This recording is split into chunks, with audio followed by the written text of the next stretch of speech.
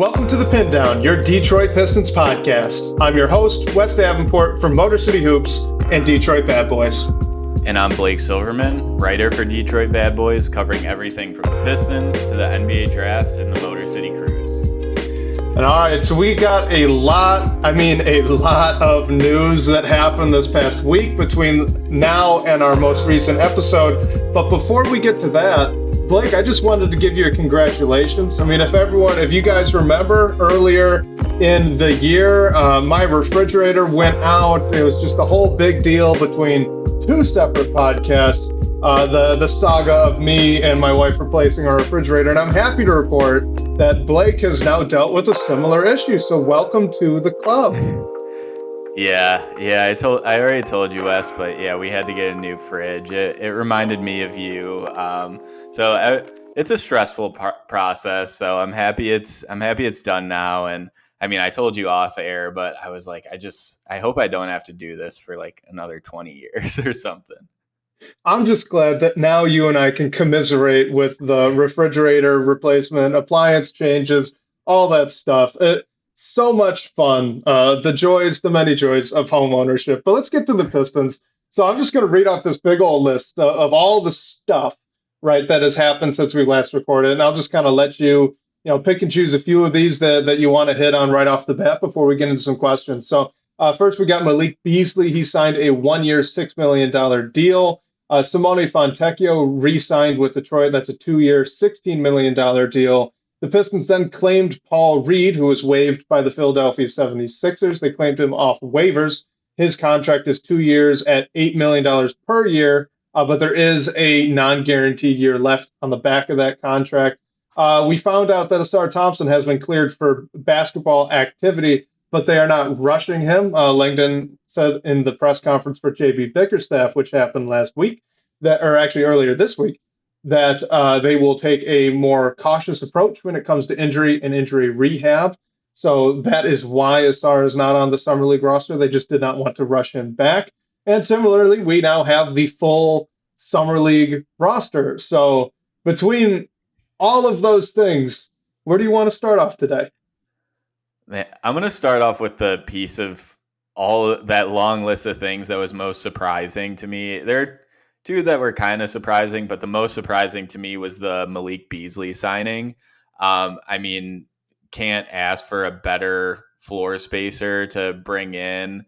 I mean, we don't know what his market was elsewhere. The signing obviously happened a little bit after the free agency period actually began, but getting him for 1 year, a relatively cheap deal, a guy who shot over 40% from three, it just signifies, as Trajan Langdon has been saying when he's been publicly available, just doubling and tripling down on floor spacing, adding pieces that are going to help the young guys on this roster, especially Cade Cunningham, just thrive. And I just realized as we're going through that list, the one piece we didn't touch on is Cade officially agreeing to that rookie max extension. So it's good as well to have that officially signed, sealed, and delivered. But of all that long list of things, I guess other than Cade officially being locked down for the next half decade, the Malik Beasley signing was the most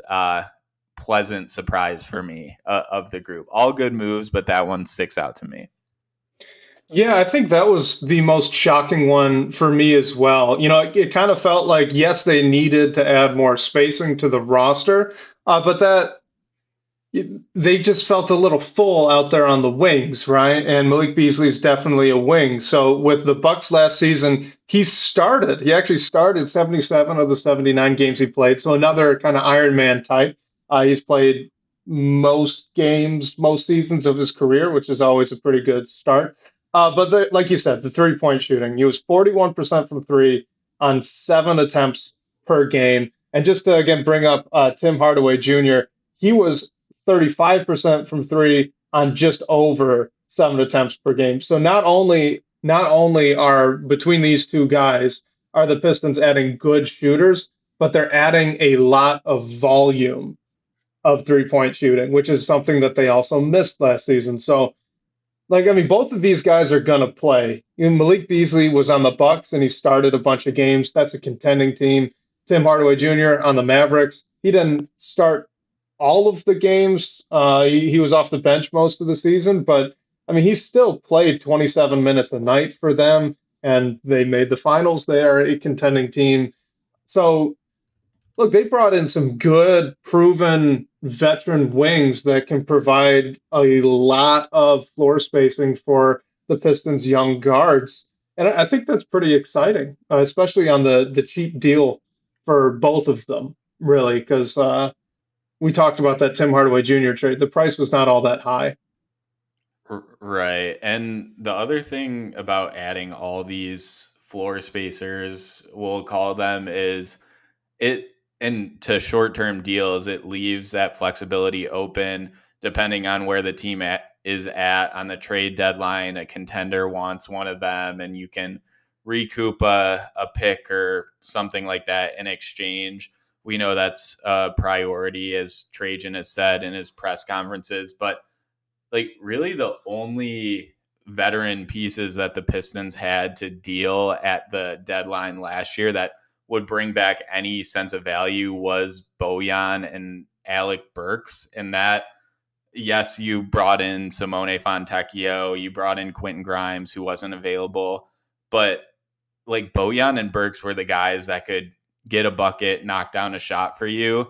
I feel like even if one or two of these vets are eventually dealt at the trade deadline, you're not left with like zero veterans or like veteran scores, which will be nice to at least have that through the year. I know Tobias will be harder to deal at least this year if you want to go down that route, but I mean, 26 million is a lot, but some teams could be interested in him too in two trade deadlines from now.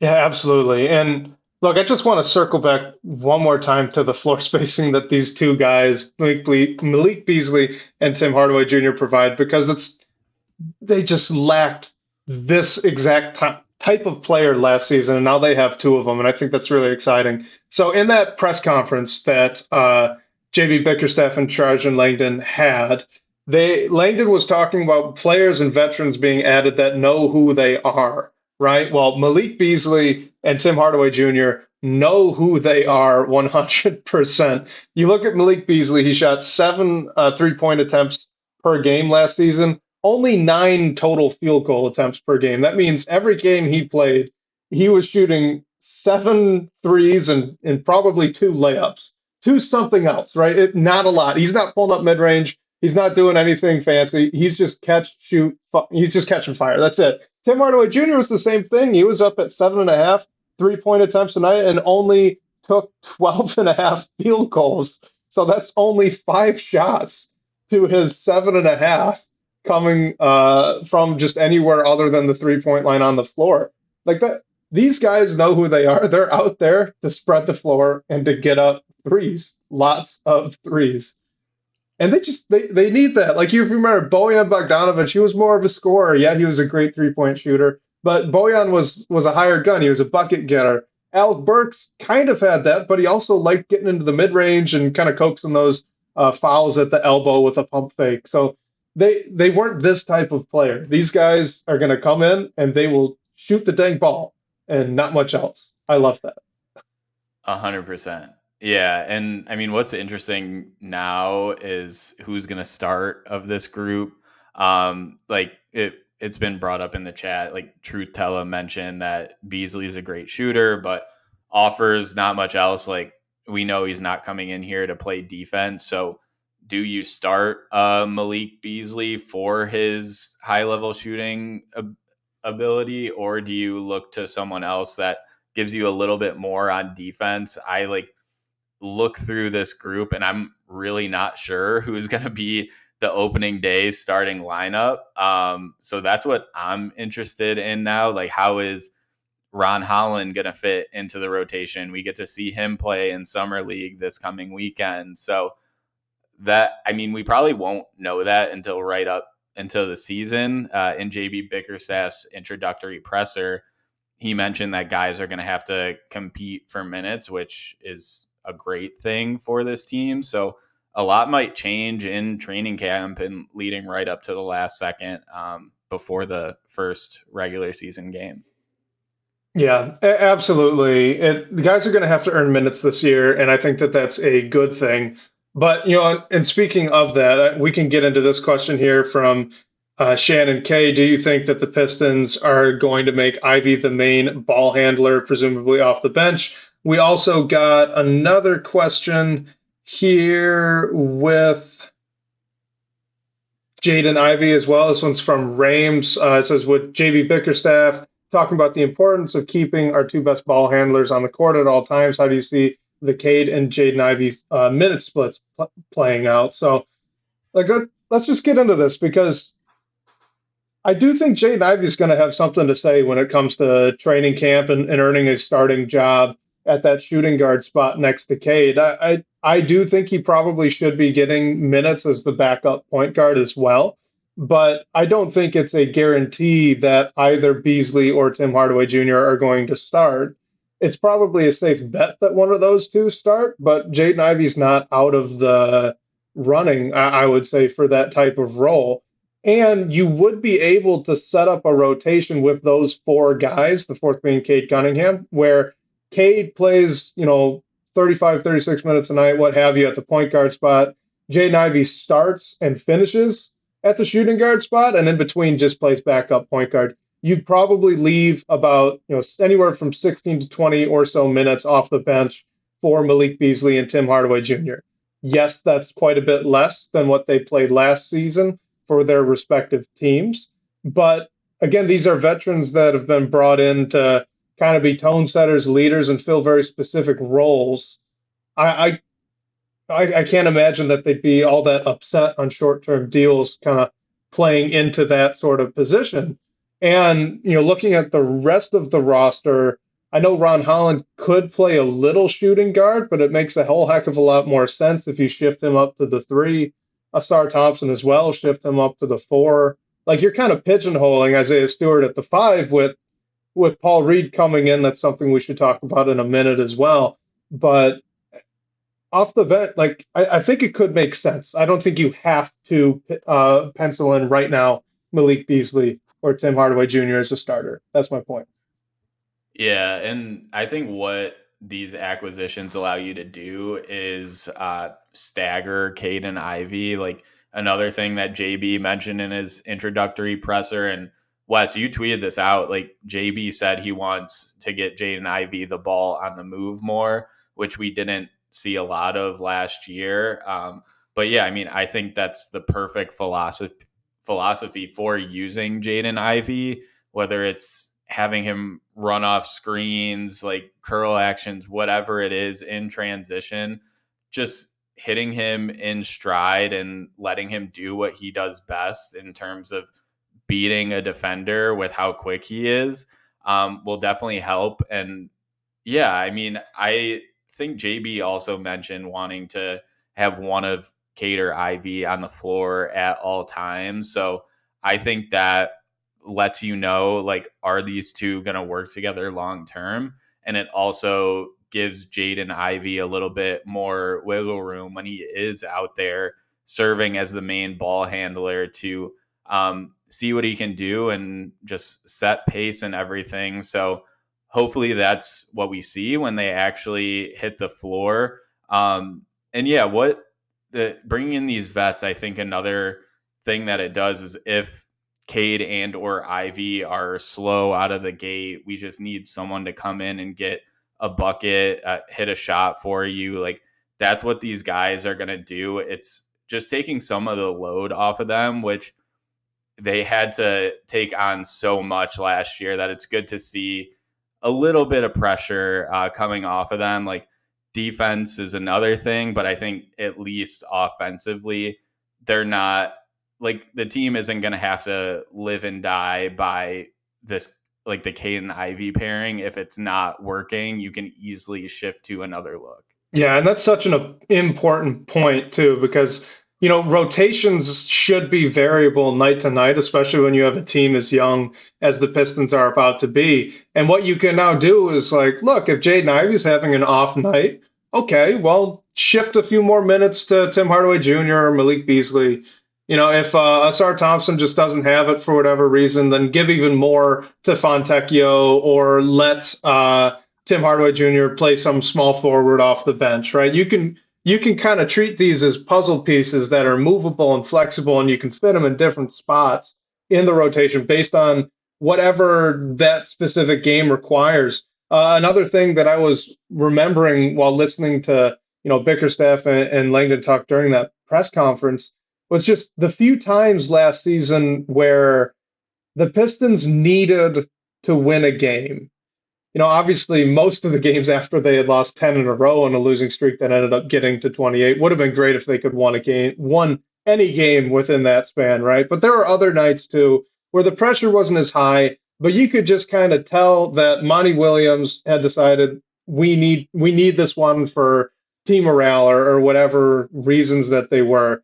And he leaned more into, Burks, Bojan, and whatever other minimal veterans they had on the roster, but it wasn't good enough. You couldn't do it. Whereas now, I think you look at this roster, and if there's a night where you absolutely just feel like you need to pull out a win, well, then great. You've got guys like Fontecchio, Tobias Harris, Malik Beasley, and Tim Hardaway Jr., who they can get you a win. Like they actually are capable. There's enough of them, and they're talented enough where they can go out and win you a game on any given night just by one of those guys getting hot, or emphasizing all four of them, playing them big minutes in the rotation at the expense of one of the other young guys, just so that you could get that win that evening. And that's important. That's the stuff they weren't able to do these past few seasons of this rebuild. They now can, and I think that's going to be huge. Yeah, and especially I think on when I was listening to you guys like Bryce Amari and Sean Windsor on the Pistons Pulse, there was some talk about who's going to actually close the games, which is more important. It's just like we don't really know what that's going to look like, and whoever's starting can tell us that. But if the Pistons are in a situation where the shot clock's off, they need a bucket to tie or get the win, now all of a sudden you can put in your shooters. Like you can have Beasley, THJ, and Tobias on the floor. And I mean, I'm assuming Cade will be on the floor as well. Or Ivy, whatever it looks like on that night, if anyone's in foul trouble. And all of a sudden you have two, probably three guys that can be on the perimeter that you can look to, and whoever's open gets the look. I think all of them are capable of making shots in those scenarios, which last season you didn't have that. So I think it'll be huge, just whether it's Jaden Ivey who's driving and is looking for a kick out. Same thing with Cade and all the attention he gets. I just think there'll be a lot more options that you'll trust a little bit more to hit a big shot for you, which in turn takes just the pressure off your young guys that you want them to see wins and build confidence and everything like that.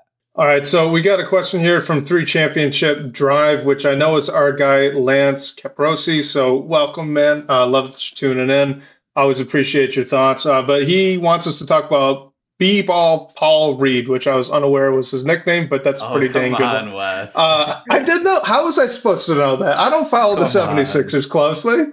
Where did he get this nickname? Give me the background. Come on. I don't know where it came from. I have just been aware of it, and it's just a great nickname. So it kind of stuck in my head.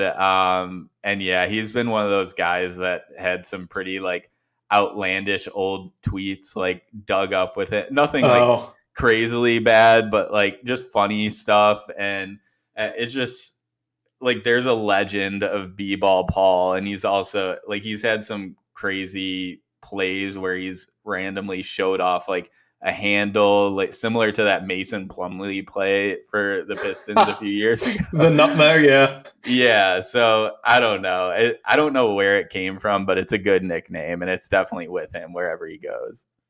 It is a fantastic nickname. I gotta give. This is just the first I've seen it, so I was a little surprised. But all right, B-ball Paul. Does he make Isaiah Stewart expendable? Does he make Jalen Duren expendable? We got a question from Sharon K just about potentially trading Jalen Duren more generally. So, what did you think about this waiver claim here, which is not actually something we've seen the Pistons do, I believe, under Troy Weaver at all to my memory, which that doesn't mean anything. It's just kind of an interesting note. This is the first waiver pickup we've seen in like 4 years.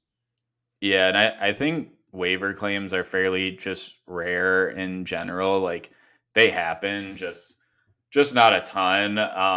Like a lot of guys who get waived, it like clears their contract out and everything. And I mean, where Reed is in his career, I think he's on an affordable deal and it's non-guaranteed. Like we brought up, the interesting thing with how he fits into this big rotation is he's 6'9". Like, so you have Isaiah Stewart, you have Jalen Duren, who's a little bit bigger, but like they're all playing the fives, but you don't have that guy. Like you don't have a 7 foot plus guy, which I mean, you might just want to have that length near the rim, another lob threat, whatever it might be.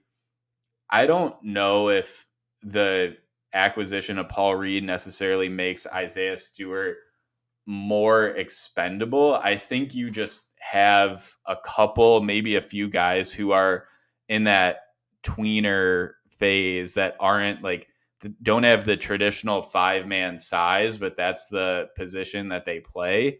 So I'm interested to see what Paul Reed's role looks like on that team. We talked about like he might be a little too good to be that third big and not really get any minutes, but I don't know. I feel like there just has to be a way for him to get some minutes on this team. I mean, he started in place of like Joel Embiid last year, and he had career highs pretty much across the board because he got more minutes and he's a good defender. So I think you find a way for him into the rotation. It just makes it awkward if you want Isaiah Stewart to be your backup five. I know we've heard Isaiah Stewart in trade discussions a little bit. I just feel like that's something that we're not going to know how serious that is until a trade actually happens, obviously. But I feel like there has to be a way for Paul Reed to play, but I don't think it should be at the expense of Isaiah Stewart or Jalen Duren, which just then it becomes a numbers game. There's 3 guys right there that are in your rotation, not including like Cade, Ivy, Tobias, all the guys you know are going to play. And like, how deep is this rotation going to go? So it would make sense if a trade would be coming. I just don't know who it would be. Yeah, I'll be honest. I'm really struggling with this one. I just don't know if he's going to play, if he pushes someone out. I do know that he's got, at least to my eye, the same problem that Isaiah Stewart has at the 4 position, which is he can't dribble the basketball. So you don't really want to have either of those 2 guys playing extended minutes at the 4. Yes, they're tweeners. Yes, they can play some at the 4, but like Bobby Bucket says, maybe Paul Reed can be the backup 4 and Stu the backup 5. Like that's not something you really want to get too much into. You're going to run into very similar problems that you had with Isaiah Stewart at the 4 as a primary position, that whole experiment over the past couple of years. So like I'm hesitant to do that. Look, he played 82 games for the 76ers. That's a contending team, right? He's only going to be 25. He played 20 minutes a night last season. His numbers look good. Okay, you're looking 7 points per game, 6 rebounds, and 1.3 assists. His splits are solid. There's a little bit of 3-point shooting potential in there as well. It was 37% last season, but on super low volume, so I wouldn't bank on that. But he maybe did that's shoot something. well in the G League when he played a couple seasons starting his career. He actually won a G League MVP, which is okay. Which is Dang, cool. all right. Yeah. All right. Well, so maybe there's a little bit more there then that, like Fred Vincent and the coaching staff can work with him on. Here's the thing though, like you said, he is short, he's undersized for the center position, and like I think his biggest asset is on the defensive end of the floor, which is definitely something that the team needs. He actually averaged more blocks per game in 10 less minutes than Jalen Duren last season. He averaged almost a half additional stock per game as well. Again, in 10 less minutes a night. Like he's a good player. If the Pistons did not already have Isaiah Stewart and Jalen Duren on the roster, I absolutely would be looking at this as a guy that was underutilized on a contending team that maybe could kind of blossom here in Detroit. Has the potential to do that given his age and given the production that he's shown on, frankly, a pretty big stage. The problem is that they already have Isaiah Stewart and Jalen Duren, who have both played more minutes in their seasons than Paul Reed averaged at any point during his career. And they're not old, right? Paul Reed is actually the oldest of this crew. Jalen Duren, I think, is going to be 21. Isaiah Stewart's 23. So Paul Reed's got those guys by 2 and 4 years. Yeah, I have no idea how this is going to shake out. I can't square it. Yeah, and Bobby Buckets brings it up here. Like, it's a good thing for competition. That's how I can make the most sense of it, because when free agency started and we're making these moves to acquire your floor spacers, like, you're definitely addressing shooting, but not don't have a super high priority on the defensive end in terms of the transactions that you're making. Like, if you're just bringing in Jalen Duren and Isaiah Stewart into training camp as your bigs, like, that both of them are going to play, but adding Paul Reed into the mix, he's going to certainly test Jalen Duren defensively, and him and Isaiah Stewart play similar roles. Isaiah Stewart's a more proven shooter. And yeah, YouTube user brings it up too. Like, injuries happen. So if one of these guys has to miss a few games, you easily have your replacement. And also, I think there's an element of it as to the bigs that were available on the free agency market got snatched up really quick. Like Isaiah Hartenstein, Nick Claxton, all got much bigger contracts than any of these guys have. So you didn't want to commit to someone like that. I think Paul Reed was definitely the best option once he was waived by the 76ers, and the waiver claim might have just been wanting to go and get him. So no one else could. And yeah, it's just strange because I don't think Paul Reed is like a break glass in case of emergency guy like James Wiseman ended up being, or like Taj Gibson was when he was brought in. But if that's what he is, like, that's a pretty good option. Yeah, and so here's the other thing that I want to run by you that I've just been struggling with since Paul Reed had been claimed, and that's that. Okay, so if we can imagine a world where the Pistons hadn't drafted Jalen Duren, so right now the question is just who would you rather have playing more minutes, Isaiah Stewart or Paul Reed? I would probably lean towards Paul Reed, okay, because he's a better athlete and he's a more vertical defender, even though he's about the same size and has about the same wingspan as Isaiah Stewart. So yeah, Isaiah Stewart can shoot the ball better, but Paul Reed is a little bit better of a lob threat. And I know this isn't the end all be all, but I just looked it up. Isaiah Stewart played 31 minutes a night last season, only 27 dunk attempts, whereas Paul Reed, again, we were talking 19 minutes per game last season, and he had 53 dunk attempts. So again, like this, not the end all be all, but he's a better athlete. All right, he has a little bit more vertical pop, and I think that would be more valuable in the starting lineup. However, if we just look at off the bench, which type of player would you rather have kind of doing that third big, plays both the 5 and the 4 a little bit role? I would rather have Isaiah Stewart because he can shoot the ball better. And I think he's a little bit better as a switch defender, which would be really valuable if he's going to play down a position for any minutes. So it's one of those weird. I don't know what to make of that. Even just comparing him to Isaiah Stewart, depending on the role that you're going to put him in, my answer to which I prefer changes.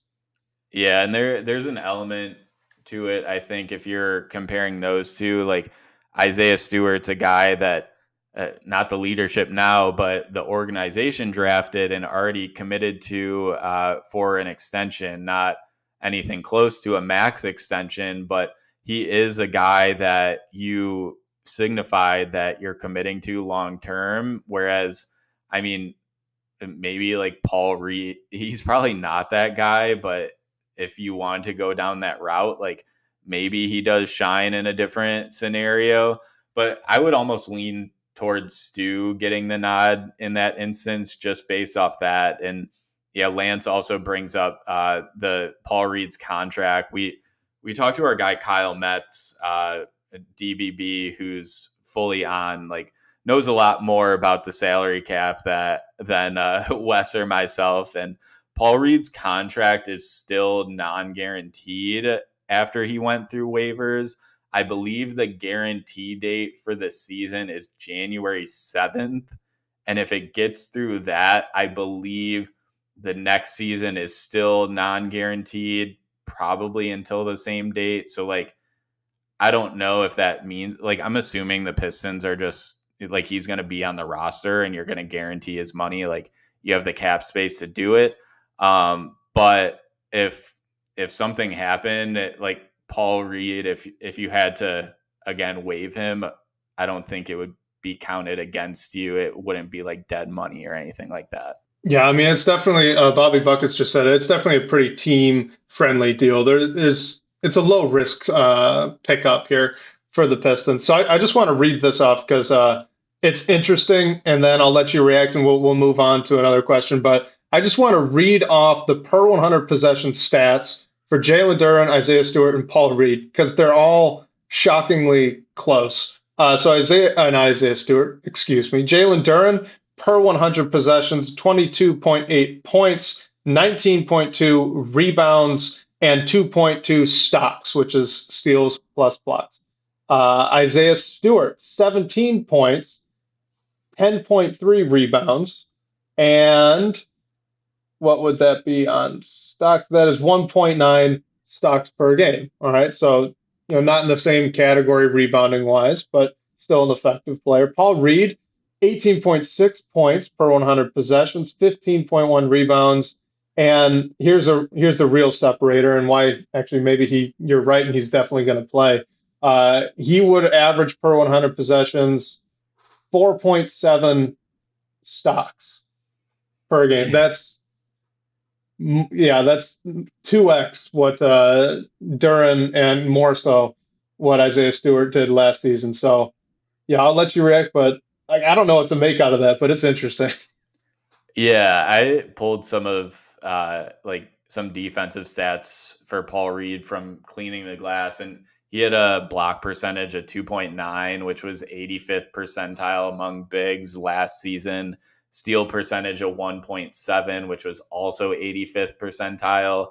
And in prior seasons, his steal percentage was in each of his 3 years. He didn't play too many games his rookie year, but it was still between the 98th and 100th percentile among bigs. I mean, maybe a little bit skewed just because he's not playing as many minutes. And when you get steals, that brings your percentage up and everything like that. But he's clearly a good defender. And even though he doesn't have the size, he still makes an impact from, like, both of those numbers last season are put him in a fully different category compared to Stu or Jalen Duren. It's not like take those numbers with a grain of salt because playing in a different role, but he is a big who's going to defend, which is a need that this team needed to address. It's a little wonky just because of his size, but at least you have that guy that you can go to and someone that you're like Stu and Jalen Duren can learn from or take stuff from him. Or if one of those guys is out, you can look to and be like, all right, like Paul Reed's starting tonight. And it's not putting you in a bad position. For sure. And I mean, if there's one thing that you and I have talked about a lot this offseason already, it's just that this team had been lacking a vertical rim protector at the big spot. Isaiah Stewart's very good positionally, but he doesn't block a lot of shots. So Paul Reed is a guy that fills that role. And then they needed that. So on that level, like I do love the pickup. It's going to be really interesting to see what happens rotation, and there's a lot of offseason left. So I don't know. Maybe there is another move coming. Let's do a fun question here. This is from at Marsh Rondell on Twitter. He asks, with how the roster is currently constructed, how much of a stats jump do you think Cade Cunningham would need to make in order to pull this team into like play-in contention? What do you think? Ooh, okay. So last season, Cade averaged 22.7 points per game, 7.5 assists, 4.3 rebounds. It's tough because you're adding some guys who, like, 7.5 assists a game is a lot.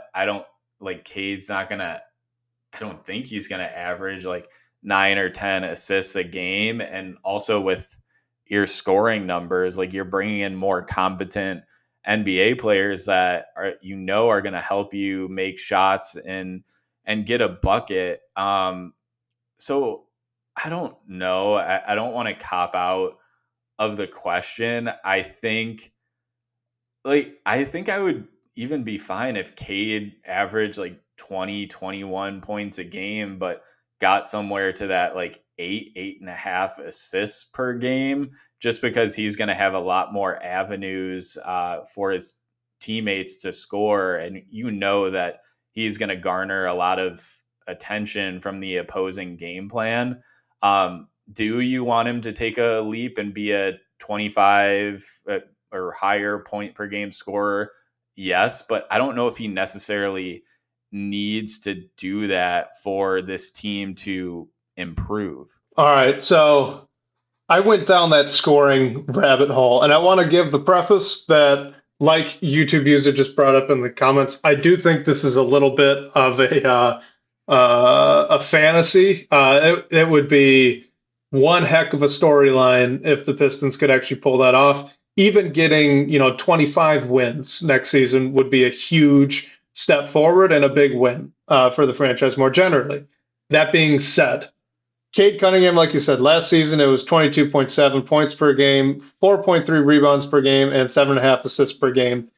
That 22.7, I feel like could have been higher if he had better spacing, and this team does offer better spacing now. So I went and looked at players last season and like the league leaders for points per game.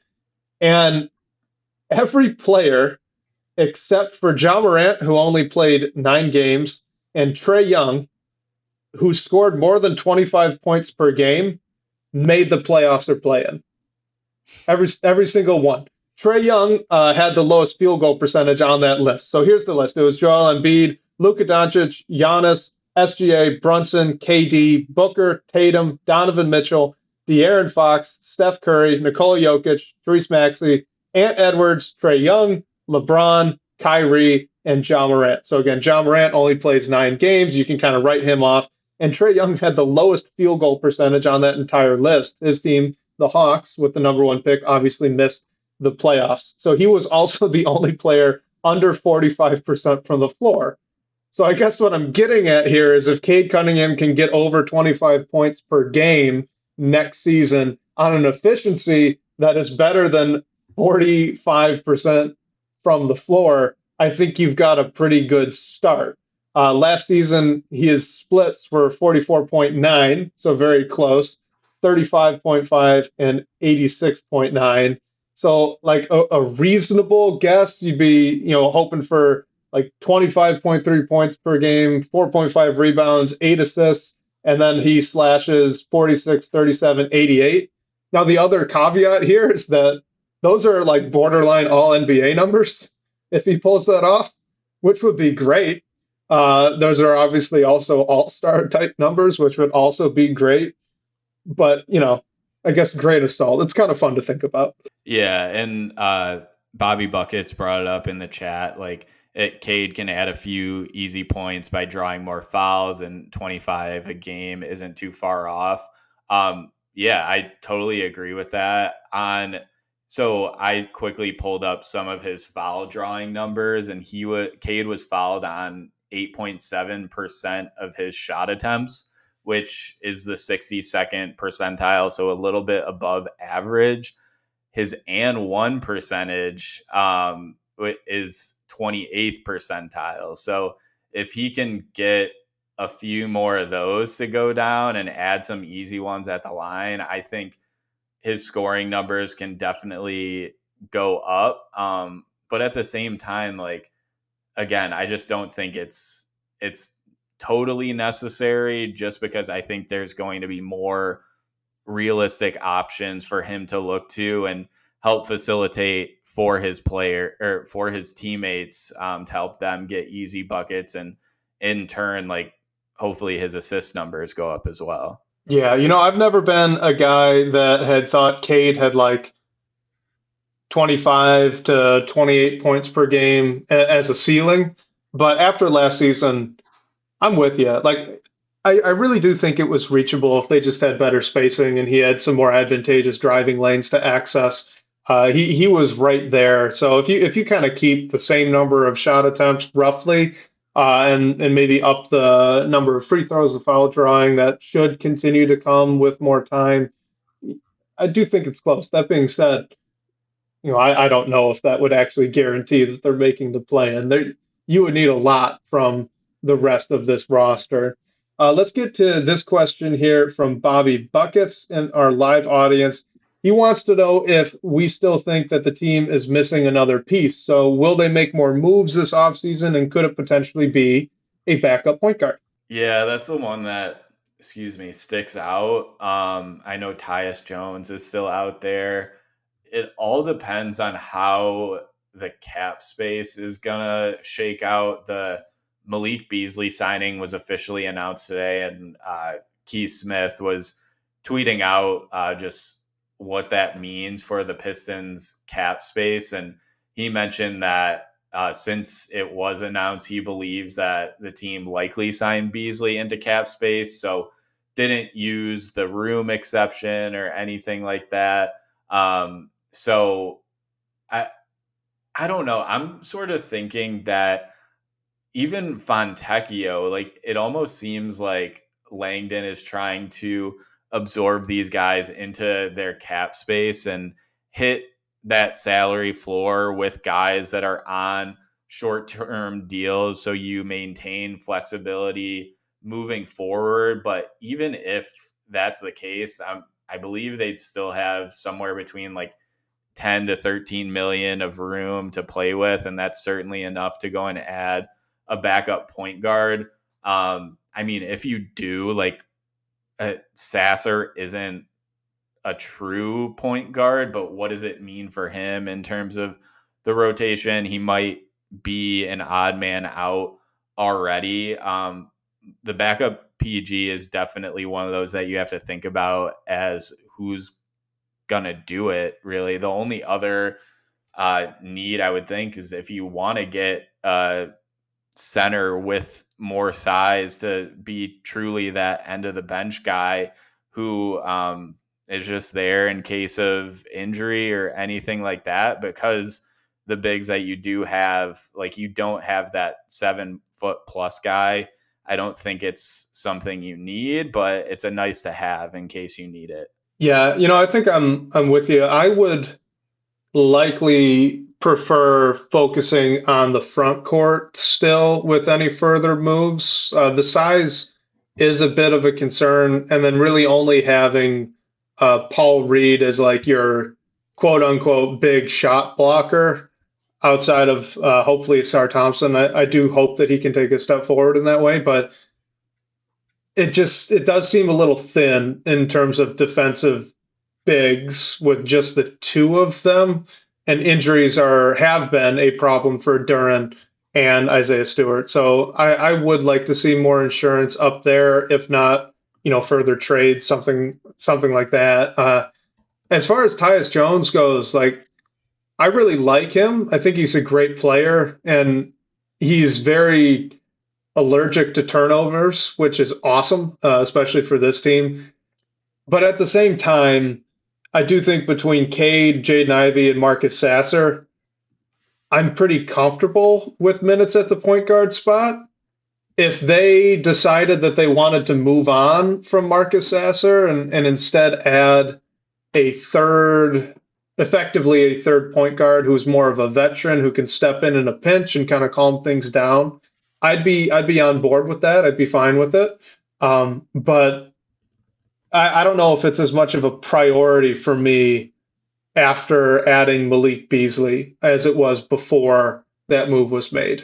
Yeah, and I'm just looking through the bigs who are still out there. Like a lot of them are like there's not that guy with size that you can Yeah, really go out and get. The one to me is Mike Muscala, and I don't know if he's going to want to come back here. Like he clearly wanted to be on a he's got the contender. size. He doesn't have the defense.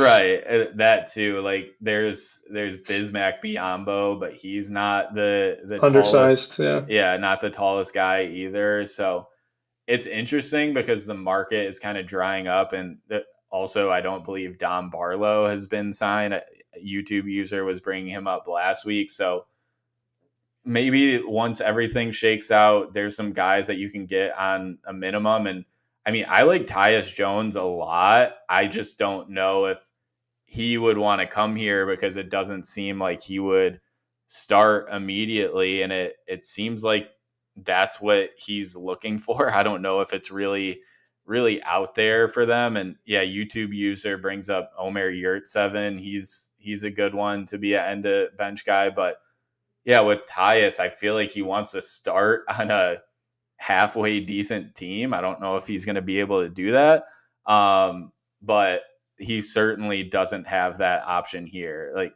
it, I think he'd be one of the best. Like he probably is one of the best backup point guards in the league. I just don't know if there's a path where he ends up here. But I would love the signing if that did happen.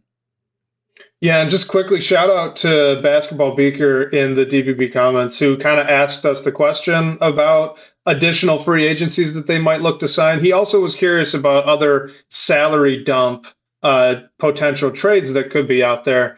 And I was curious to know if you had any in mind, specifically for big men, because I know, Clint Capella has been a name that I've been tracking and kind of fingers crossed hoping for Detroit, but it sounds like recent rumors say that the Hawks don't really want to move off either of their big men, with those big men being Capella and Onyeka Okongwu. So, is there anyone else out there that you've kind of got earmarked as a potential salary dump or like a three-team trade that could get the Pistons a decent big? I mean, it's for me, what sticks out is like it's kind of like what are the Bulls doing? Like they traded DeMar, but they still have Zach LaVine, who they're desperately trying to get off, and then Vooch is still there. Like I don't think they'd really have a need for him, but if you bring Vooch in, like he probably has a case to start on this team. So I feel like it's not a clean fit by any means. I mean, his salary is right around 20 million per year and he's signed through 2 more years. So that's the one that jumps out to me, but I feel like with the moves that we've seen, I don't know if Langdon is going to jump at the opportunity to bring in a player like Vooch who's 34 years old and on the books for that much money for 2 more seasons, unless he's getting like a first round pick in return, which I don't know if that's on the table. Yeah, agreed. Like I doubt that he would. The only other one that I could think of is like Brooke Lopez. There was one rumor earlier this offseason that the Bucks might be looking to make a change there at the center position. I'm not quite sure why they would. It's been working very well for them in recent years. I think the rumor said that they wanted to play more coverages than just drop, but okay, then lower Brooke Lopez down to like 26 minutes a night. Do it when he's on the bench. But I'd Yeah. be interested in that. if that's real. And then like there's Portland, especially after they Hmm. drafted Klingon. Like it seems like Rob Williams is the one that would most likely be sent out. But if these transactions have told us anything, it's that health and being available is a huge priority, and Rob Williams definitely has not been that. He's on the books for less money, 12.5 million this year, a little bit more than 13 next year. But that's another one too. I just don't know if that's the perfect guy that you're trying to bring back in a trade, but I don't know if the perfect guy is out there, honestly. Yeah, I'm not sure the perfect guy's out there either. It's going to be really, really interesting to see how the rest of this offseason goes. I mean, it's easy to kind of write it off and say that they're almost done, that they're wrapping things up. But I mean, we can remember Bojan Bogdanovic being traded for when the Pistons were approaching training camp. Like, there's a lot of offseason left, and a lot can happen. So I don't know. I'm going to be intrigued to see what they do next. Let's do this one here from the DBB comments. This is our guy, a fella. He says, "Hey guys, what do you think about putting Asar Thompson at the 2 next to Cade Cunningham with Simone Fontecchio and Tobias Harris at the other forward spots?" The issue is like, what are you doing at the 5? Because if Jalen Duren's there, like Wes, do you think you can play Asar and Jalen Duren together and next year? I mean, why even ask me this? Like, no, no, no, you cannot. You cannot play. I think that you can play two bad shooters together. I don't think you can play two non-shooters together. And Asar Thompson and Jalen Duren are non-shooters, unless Asar Thompson has taken like a magical pill that makes him a 30% three-point shooter. Yeah, and Bobby Bucket says that you have to have Stewart at the 5 in that scenario. I think I agree with that, but I don't like it's a good idea because I think Fontecchio and Harris help make up for Asar's shooting. It's just the 5 spot around it. And this isn't accounting for like THJ, Malik Beasley, even Jaden Ivey, who presumably like one of those players is probably going to be playing nearly all the time.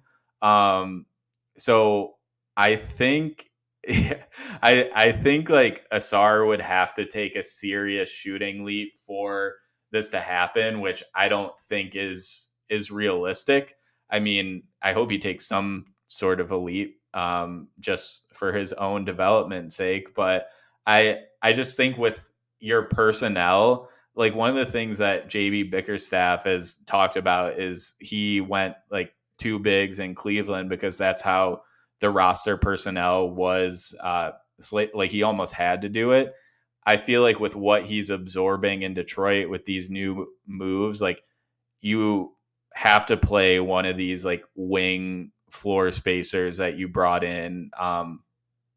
Not all the time, but one of them is probably going to be on the floor more often than not. Yeah, agreed. Like, I don't think that this is a super likely lineup. And I'll add as well, like, I have problems with Asar Thompson playing the 2, or even if you're going to offensively have him play, the 4 and kind of shift Fontecchio and Harris down a position each. Like, if it were me and Cade Cunningham were on a heater one night, I would absolutely send whoever's guarding Asar Thompson and double Cade the moment he crosses half court and just play out of a scramble from there. Asar Thompson's not hurting you from the 3-point line, and you know that Simone Fontecchio and Tobias Harris and Asar Thompson and whoever they're playing at the 5 can't really dribble the ball for long periods of time and make something good happen. Like we've talked about it with Tobias Harris. He's very much a catch and go type of player. He's a 4 or 5 dribbles or less kind of guy. Fontecchio's the same thing. Asar Thompson, one of the big things that we've wanted him to work on that we've talked about this offseason is keeping the dribble alive when he gets pressured, right? Like none of those guys are guys that you want to put the ball in the hands of and like say, go make something happen.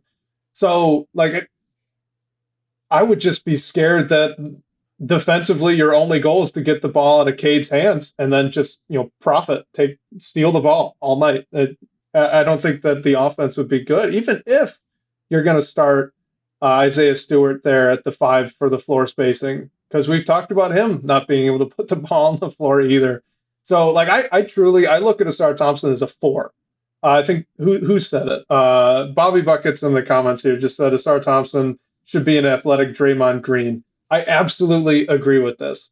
He is incredibly athletic and he's very strong. He can play with bigger guys down low if he needs to. And he's got great timing as a shot blocker, as a free safety, and as a guy that you can kind of switch anywhere 1 through 5 defensively. What he's not great at is shooting the ball and making plays with the ball in his hands. So don't ask him to do it. Let him kind of be just a defensive stopper and score a bunch off the catch and off cuts. I think that's great for him. I would love him at the 4. So there's my Asar Thompson rant.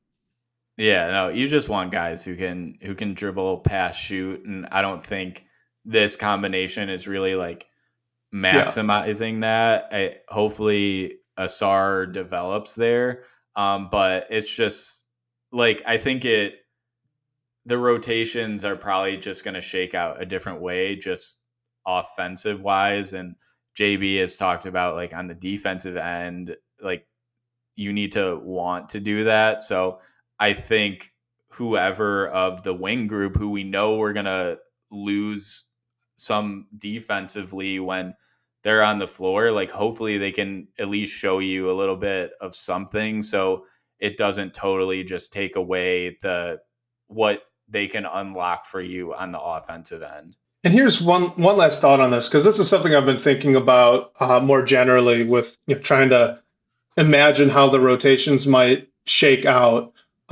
Cade Cunningham, we talked about this a few episodes ago. Last season, he struggled next to Bojan Bogdanovic, right? And we looked at the numbers on it, and you, me, and Lance, we kind of came to the conclusion that maybe Cade Cunningham just struggles to be a floor spacer, right? Like he'll thrive in space, but he's not a good enough shooter to be a floor spacer. But here's the other thing I've been thinking about since we had that conversation, and that's who do you want to create space for when you're setting up your offense? Cade's the guy that you want the ball in his hands for. So even if next season he's a guy that's going to shoot 38% on like 7 3-point attempts per game, you're still in a scenario where you're going to put out Asar Thompson and Jalen Duren or whoever that can't shoot as a combo. You're now creating space for them, because if they have the ball, then everyone else is guarding their man more closely because they're good shooters. Whereas when Cade has the ball or when Ivy has the ball, then they're sagging off Asar Thompson or whoever else the non-shooter is. So I think that's a big part of how the rotations ought to be set up moving forward.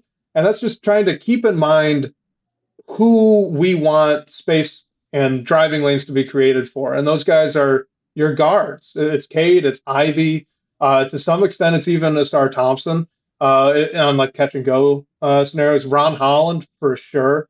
You definitely want him slashing. So like I'm almost completely writing off Cade Cunningham as a quote unquote floor spacer. I think he's the guy that you want to have the floor spaced for. So if he can shoot, that's a bonus. But you don't want to factor him in as a guy that's making sure the floor is spread for everyone else. Yeah, I don't think you want him to be in that role. The issue is like with Asar Thompson right now, you have to set up the lineup to like you need certain players around him, which is the same case for Jalen Duren right now too. And if you're adding one of those guys, like you don't want to pigeonhole, I guess, your lineup. Like everything should be about putting Cade Cunningham in scenarios where he can be the best player he can be. And what he hasn't had yet in the great majority of the games he's played is that space. So it's not like wasting a spot next to him if you're playing like certain players next to him, but you know that there's guys, and you need to set up the rotation a certain way to just let him do what he's good at and maximize his potential. Absolutely. So let's get through these next few ones. This is from at Chenny21 on Twitter. He says, "What is a reasonable time frame to start seeing some good defense out of this Pistons team?" This was something that JB Bickerstaff kind of alluded to in his press conference. He didn't give any definitive timeline or even like a benchmark for improvement. But what do you think? When can we start seeing good defense? And by good, let's just say, top 15, so not in the bottom half of the league. Oh gosh. Yeah, I feel like because like the Pistons aren't committing to any timelines, like I can't really do that either. But and this goes back to the Paul Reed discussion a bit. Like there are players on this roster, like there's gonna be competition. There's not gonna be like you're gonna have to earn your own minutes, and a degree of that is defensively. Like yes, you have a Malik Beasley who will never be known for his defense, and he's out there to space the floor, but like at the same time, he shouldn't be a net negative. Like if he and Tim Hardaway Jr. are shooting near the same percentage, but THJ gives you more on defense, like yeah, Tim Hardaway should be getting more minutes in that scenario. So I think we'll learn a lot. Like I don't even want to say like this season is realistic because the signings that have been made are like you're not bringing in guys that are known for their defense other than Paul Reed, and we don't know how much that he's going to play. But I think of the players that you have on this roster, there's enough guys that can take up similar spots in the rotations where if you want minutes or more minutes than you already have, like you're going to have to play some defense. And both Trajan Langdon and JB have talked about like defense is a thing that you're going to want to do. And that's easy for us to see watching the games. It's so much easier for them to see as they're sitting where they are at the games. They're going through all the practices. So I think you need to keep like a close eye on how the minutes that all these guys are getting like out of the gate. And hopefully if someone is a total liability on defense, like we see those minutes go down just because of that fact. Yeah, I do very much hope that, like you said, there's some more defensive accountability on this team. And KDA in the live comments kind of mentioned that Bickerstaff said in March we should recognize that the team is playing quote unquote Detroit basketball. But like when he said that, he wasn't saying that they're going to look like the bad boys or the going to work team. I think he meant more in the sense of the team will have an identity established by then. And by identity, we just mean, style of play. Sounds like he wants a competitive, high energy and aggressive roster. So by March, we should be seeing that. That says nothing about the defense. And look, the Pistons, they're 26th overall in the league in points allowed per game. They allowed 119 points per game. They were ninth overall in pace. So, theoretically, if they slowed that down, they could get that other number to drop down, but that doesn't mean they're a better defensive team. The average age of this roster as it stands today, 24.8 years old, which is just about the same age that it was last season. You've got Isaiah Stewart and Jalen Duren penciled in for a lot of minutes at the 5 right now, at least we think so. Combined, that's only 1.6 blocks per game, which wouldn't have even made the top 10 in the league last season if that were one player. And the best defenders on this team, Isaiah Stewart, Asar Thompson, Paul Reed, and Ron Holland. And again, Paul Reed, we talked about it. We don't even know if he's going to play. All of those guys are under 25 years old. It's just, they're really young. They're going to play like they're really young. And so I would think maybe year 3, we see like legitimately good defense. That's not saying that they can't improve. I mean, 26th, I hope they can go up from there, right? But top half of the league is what we had talked about before. So I think it's going to take a couple of years. Yeah, definitely. And like for a guy like Ron Holland, like defense is probably going to be how he stays on the floor. Like we don't know what his role is going to look like in this rotation, but if he's one of your best like perimeter defenders and shoots it a lot better than like an Asar Thompson can, which we think he can, who know like I don't think that's taking away in full like Asar's minutes by any means, but if you can put Ron Holland like next to Cade and he brings a certain level of defense while also knocking down like shots at a decent rate, I don't think he's gonna come out and shoot the lights out or anything like that. And yeah, YouTube user brings up Holland's decision making. I think that's definitely something to keep an eye on. And we don't know how his defense will fully translate, but if he is a halfway decent defender, him and like, I mean, it really goes for any rookie or young player. Like, defense is a way to find yourself minutes. So, I mean, I've never really like questioned his effort or anything like that, but I think we'll see an extreme amount of effort from him defensively just because he knows like that's his path to the biggest role on this team immediately. All right, let's get through these last two questions quickly. This one here is from Michigan Dragons in the DVB comments. Says, where was it? There's a chance that Wendell Moore Jr. makes it, and is there a chance that Wendell Moore Jr. makes it into the rotation? Says that his numbers from the G League look promising. So my question to you is, what was the scout, I guess, on Wendell Moore Jr. and potentially what could he bring to this team if he kind of fights his way into some rotation minutes? I don't think there's really a path to him in the rotation just because like nothing against the player he is, but it's just like a numbers game at this point to me. Like we're already discussing like where does Paul Reed fit into the rotation? Like the thing about Wendell Moore is he has extreme length, like over 7 foot wingspan. He had a good pre-draft year at Duke and shot the ball well. He just wasn't in the right scenario, but it really is just a numbers game for me at this point. Like, I don't think there's a way he cracks the rotation. I think he was like, he was a salary dump casualty. I think he's a good guy to have at the end of your bench in case you in case you ever need him. But where it stands now, like, I'm trying to rack my brain to figure out how many minutes does like a Ron Holland get, or how many minutes, like where does Paul Reed fit in? And we're not like Bobby Clintman's there too. Like he's probably going to spend most of his first season in the G League, but is that a guy that you would want to give minutes to instead of Wendell Moore?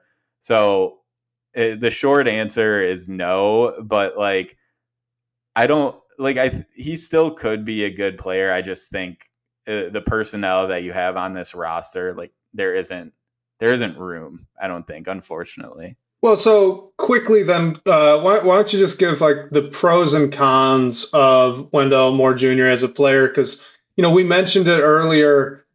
Yeah, it's tough fitting so many of these guys into the rotation right now, but all it takes is, a Tim Hardaway Jr. injury, and all of a sudden you've got a conversation here about Wendell Moore and should he play, right? So it's possible. I'm with you. It's probably injury fill-ins, not a full-time role, but in the situation where he gets minutes, what type of player is a Wendell Moore Jr.? Yeah, I mean, I think he's a wing defender that gives you extreme positional size, especially on the defensive end that you can look to. He was in a situation where he definitely didn't get to show off his potential. Like in his rookie season, he averaged just over 5 minutes a game in 29 games. And then this past season with the Timberwolves, 3 minutes a game in 25. So, he hasn't really been given that chance to show what he can do in the league, and he played well in the G League. Um, he has never really shot on volume or anything like that in his NBA minutes, but he's just another guy that gives you that 3 and D type archetype that you're looking for. He just hasn't shown that at the NBA level, and he hasn't had the chance to. So if you give him the chance, like, you never know. It just seems unlikely at this point for where he is and what this roster looks like. Yeah, agreed. And I'm much more intrigued by Paul Reed at this point than Wendell Moore. So let's end it on this one. This is from our guy at Richard Brooks 01 on Twitter. Just wants to know a question that, unless you can surprise me here, I don't think either of us can answer. What's happening with Tosan Awoma, and why is he not on the Summer League team? I have no idea either of what is happening with him and why he's not on the team. I know he was at the Trajan Langdon presser, which was interesting, and it seems as though maybe the team is moving on. Wouldn't be like the worst thing. I don't think he was incredible or anything last season, but would also be a little bit of a bummer. Seems like a good guy. So give it a go. If you got any guesses to what's happening with Tosan, let us all have it. And then quickly, what's like the one thing you are looking forward to most to watch this summer league? Oh, I was going to ask you that actually before we signed off. So you stole my thunder, but I tried to comb Twitter for what was going on with Tosan. The only theory I saw was wondering if he was with the British national team. They're not in the Olympics as far as I know. Like, I don't know if they're playing exhibitions or anything like that. So maybe, I don't know if that's serious, but yeah. And if you go on Spotrac, he's still like, the Pistons haven't waived him or he's still listed as being under a 2-way contract with the team. So unless he has something going on that we aren't aware of, the only thing I can think of is if some sort of injury thing happened. I like kind of why Asar is being held out, but we don't know anything like that. So I'm not sure. I do wonder if he'll be a 2-way guy for the Pistons next year. Like he is currently, and I believe they just have him and Dennis Jenkins. So that's just 2 spots. And they held one open pretty close to the season last year and ended up giving it to Stanley and Moody. So I could see them doing that. I mean, I hope Tosan at least takes up a 2-way spot. He's very versatile. I thought showed some flashes in the minutes he got here. He also got that 10-day with the Grizzlies. So I hope he's still around. Why he's not playing in Summer League, I don't know. Maybe at some point we'll get the answer. But yeah, I would have liked to see him in that setting. What I'm looking for in Summer League, I mean, it has to be Ron Holland. Like, I was thinking of going outside the box and something with Marcus Sasser or Bobby Klintman.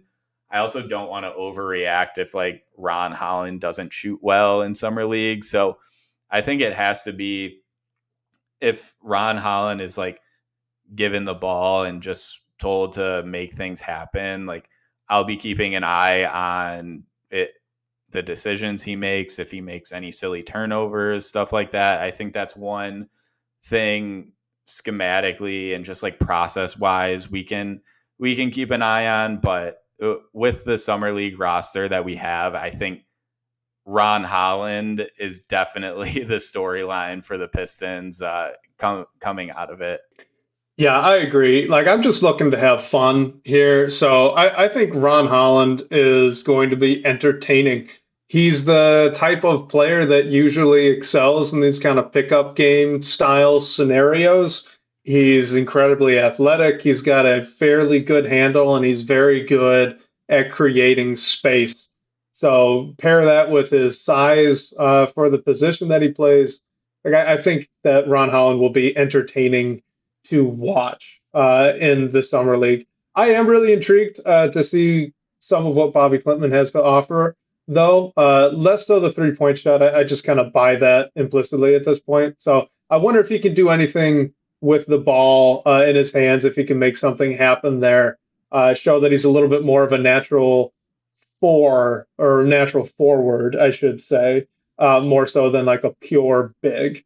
So those are the two things. I'm looking to have a lot of fun watching Ron Holland. Hopefully, get a few posters. Like let's have some fun. It's summer league I think he can really like have a great scoring affair through summer league. Like he, for sure. I don't know. I feel like he's more than anyone like poised to just dominate the league because he already spent that season with the G League. There's going to be a lot of G League players playing in summer league. And he, over the full season, he averaged 19 and a half points a game in that setting. So I don't know. I think he can be exciting. If he's not, it's definitely not hit the panic button or anything like that. And yeah, man, Pistons talk brings up Jace Johnson, who I love. There's a few Motor City Cruise guys on the roster from last year. Johnson, Devin Higgs, and Sam Peake. So I'm happy that those guys are still around. But Ron Holland's the guy. I really think he can take over and give fans something to talk about and be excited about. And Blake, I mean, have we considered that the summer league might actually offer a more structured environment for Ron Holland than the G League last year, with how much of a crap show that was, to censor myself. Yeah, no, I'll be interested to see if he's like handling the ball. I mean, I think it's an opportunity to let him do that where he's not going to see nearly as much as he did in the G League with the Pistons, but you can let him do that, or maybe you play him more off ball and stuff like that. But no, his name just sticks out not only on the Pistons roster, but I think through any summer league roster as a guy who can really see success in the couple weeks. I mean, again, if he doesn't, no big deal. Take things from it that you want to see him improve on, but definitely nothing to panic about. Absolutely. So we're going to wrap it up there. Everyone that is tuned in this evening with us live, we appreciate you guys. Thank you so much. And please, do like, subscribe, leave a comment, write a review, all that stuff. It really does help us out, helps us grow. So thank you to everybody. And Blake, take it away. Yeah, just going to echo you, Wes, because we're really bad about reminding people to like and subscribe. If you're watching on YouTube, please press the subscribe button. We're trying to get to that 1,000 subscriber threshold on the DBB YouTube channel. We have some work to do, but we're closing in on it. So if you could go ahead and press the like button, the subscribe button, we'd really appreciate it. Reminder, I don't know if we got any voicemail questions this week and we didn't get to them. You guys made it easy for Blake. This is going to be the first episode that Blake's going to edit himself. So when you're writing reviews, actually, make sure to give him editing notes as well. But you made it easy for him. No voicemails this week. Yeah, Wes is our editing guy, and Wes will actually be across the pond next week. So I'm taking the reins from him for a few weeks so he can enjoy his trip, but still dedicated to record. So you'll still have him on the show. Please feel free to call our number to ask a voicemail question, hear your voice on the show. The number for that is 313-355-2717. Special thanks to our guy, Sean Court, managing editor of Detroit Bad Boys, for always supporting the show. And shout out to you guys for all the great questions and talking points tonight. We'll catch you next week, whether on your commute or live with us here on YouTube. We can't wait to talk more Detroit basketball with you all.